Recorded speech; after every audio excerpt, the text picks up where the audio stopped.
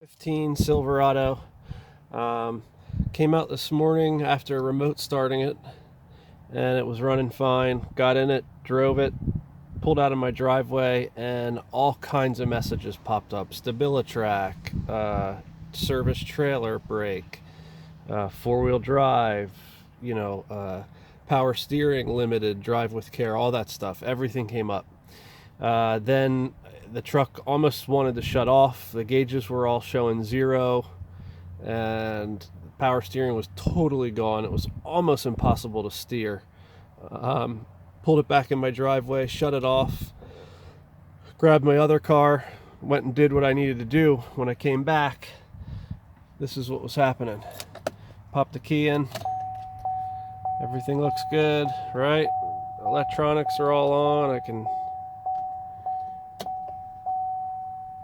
turn the heat and blower and radio on and off.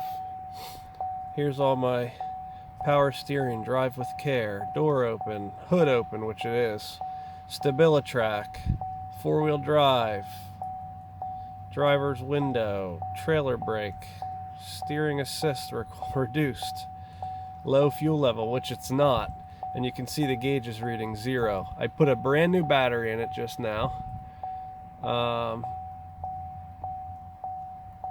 Let me go through all that. So now I'll try to start it and watch. Nothing. And it all just goes back through it again.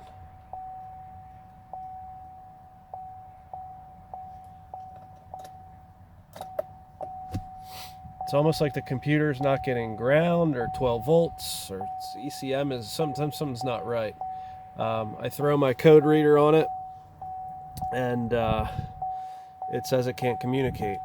So I have no clue.